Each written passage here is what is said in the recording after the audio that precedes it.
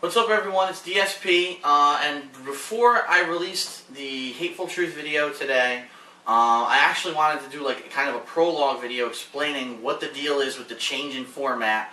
And actually, there's so many games I had to talk about in that video. I've already filmed it, but I forgot to, so I'm going to talk about them right now to get it kind of going. The Hateful Truth is changing its format. It used to be a longer show where I could do multiple parts. I had a lot of production value with, a crazy intro with graphics and things like that. Being that there's so many games coming out, and like right now I have no time to sit down and edit this stuff. I have a whole bunch of stuff I have to get done today before I can start playing Fallout New Vegas tomorrow.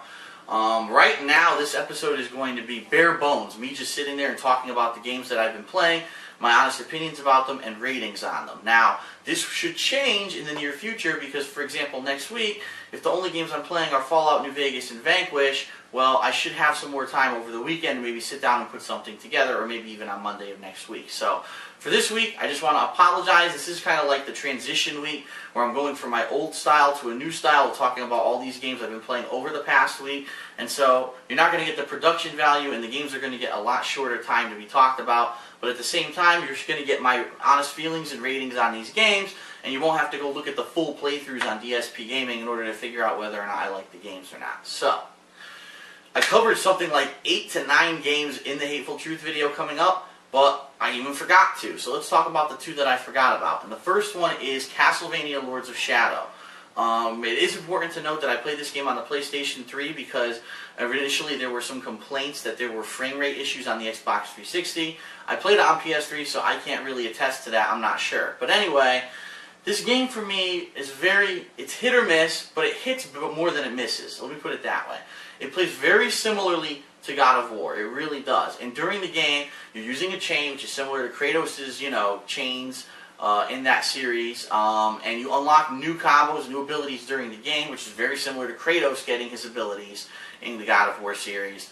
One major difference is that the entire game in Castlevania, you're pretty much using the chain, as opposed to Kratos gets like gloves and other things that he uses during the game, so you're just using different variations of the chain.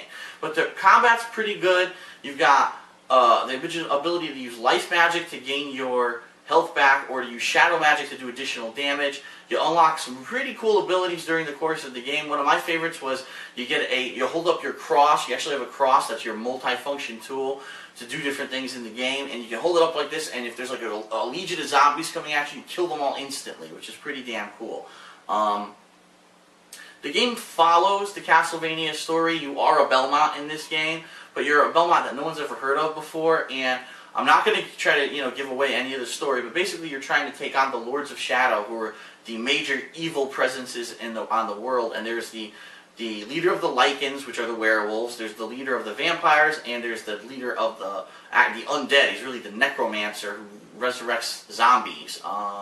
So it's pretty cool overall. I did enjoy the game. Some of the things I did not like about the game are some really cheap deaths that you wouldn't know that was a death if the first time playing through. There's a lot of trial and error. Some of the bosses are like, how the hell do I beat this guy?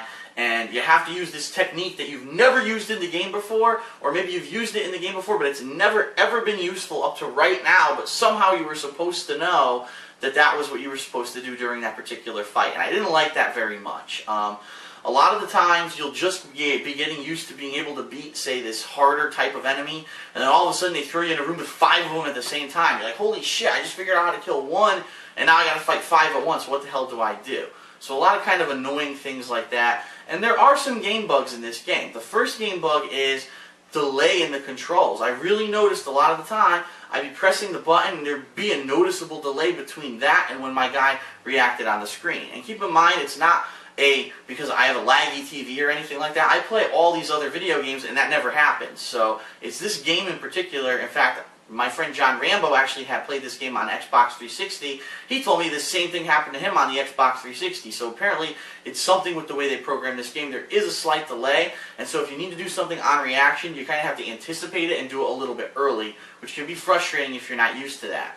The other thing is there are some noticeable game bugs during the game that they just missed. For example, when you're 3/4 through the game, you're trying to turn a crank, and previously in the game, to move these cranks, all you've done is hold down the R2 button and then push a direction. And, you know, Belmont would go like this and start pushing the crank. In this particular situation, it seems like maybe a different person developed this stage, because if you hold down R2, he walks like this and then lets go and turns around. And you can't solve the damn puzzle because of it. And you're like, what is going on? So, of course, I went online, come to find out, it is a game bug. During that portion of the game, you can't hold R2. You need to just tap R2, and he'll latch on, and then you can walk with the crank. But it's stupid because the game, earlier in the game, actually told you to hold R2. So it's stuff like that that can really be annoying and lead to a lot of annoyances. Now, the good thing is there's a lot of good checkpoints in this game. I did notice that for the most part, the checkpoints were pretty good, and you know, if you die, oops, trial and error, I died on this jump or I died on this boss, usually they'll bring you back to a portion of the fight or a portion of that stage where it's easy to come back from. However, there are a couple things that are annoying. There is this one particular boss battle in the vampire stage where you get 3/4 through the battle, the guy's almost dead. If you die, the checkpoint gives him 3/4 of his life back, which makes no sense. Why does he have all this life getting back? It makes no freaking sense. But anyway, overall, I really did think the game was good. This game is a buy. It's definitely a buy, and the reason I say that, it's very long. I was expecting this to be a typical 8-hour playthrough. It was more than double that, and if you could definitely see that, if you look online at my playthrough, it was a long playthrough. So, it's worth your money. If you like this style of game, Gothic style, classic Castlevania, in 3D, plays similar to God of War, has God of War style platforming, God of War style puzzles, but the plot overall is pretty good, and the ending, the plot twist ending, is extremely good. I didn't see it coming. I enjoyed it. So overall, I give this game a 7, and the only reason I say it's a 7, remember, my ratings are harsh, and I'll talk about that in the official Hateful Truth video coming up today, but my ratings are very harsh, but they're realistic, meaning 7 is above average. 5 would be average on a scale of 1 to 10. So 7 is actually above average, but because of some of the problems I had with the combat, with some of the checkpoints, with the game bugs that were really annoying, and with the delayed controls, I can't give this more than a 7. I mean, if I gave it an 8 and said it was outstanding, people would go buy it and be pissed. So, it's a good game. It's worth a buy if you like Castlevania or the God of War series. Just know you're going to have to put up with a couple annoyances when you're playing it. The other game I want to talk about that I completely forgot about in my Hateful Truth video is Sonic 4 Episode 1. Because this one kind of just slid right under the radar. They had been talking about this for quite a long time.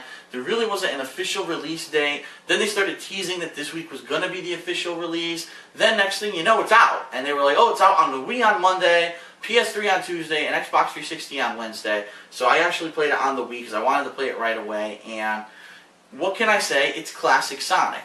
The graphics are now in 3D, but it's still the classic 2D style platforming.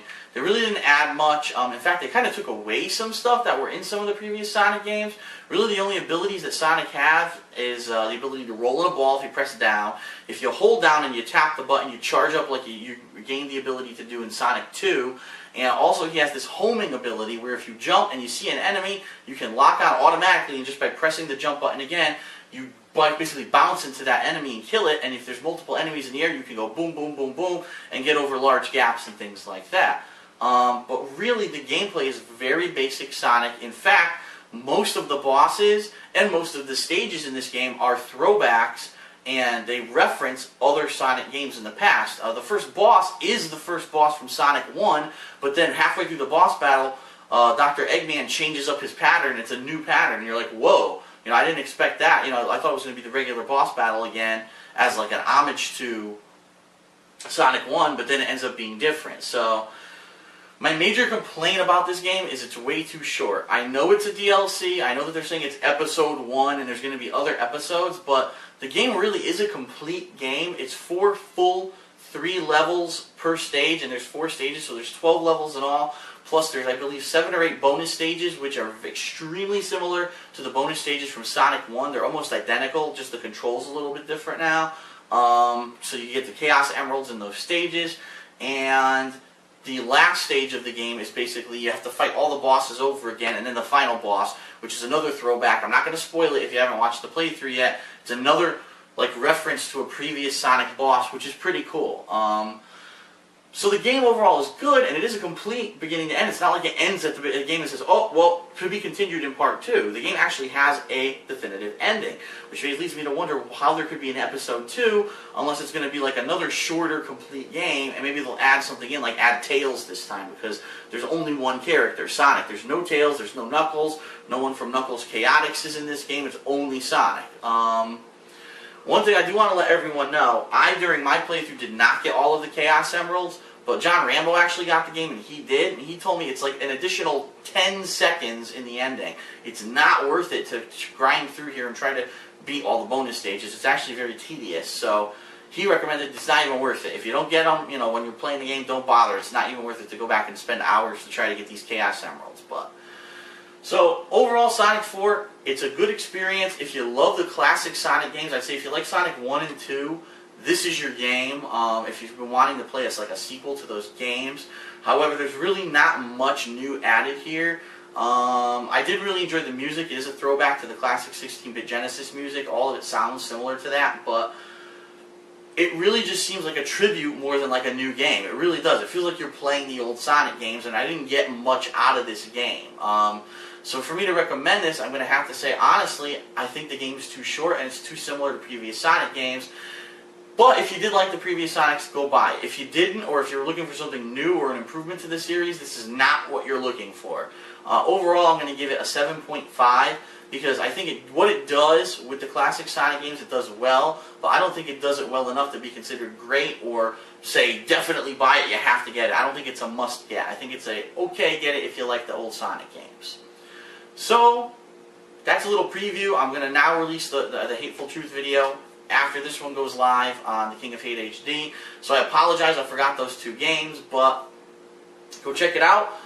It's going to be a really fast one. Like I said, I turbo through like 8 games and give them scores just like I did now. It's actually quicker than what I just did now, but it's a lot more concise. And then after that, later tonight, there'll be a weekend preview video explaining what's coming up this week, my plans and things like that, not only for gaming footage, but also for footage on the King of Hate HD. So be sure to check that out tonight. And that's it. So that's it for this kind of prologue video to the Hateful Truth coming up later today. Sorry I had to do this, but I forgot those 2 games. I definitely wanted to talk about them. I'll see you guys later. Thanks a lot.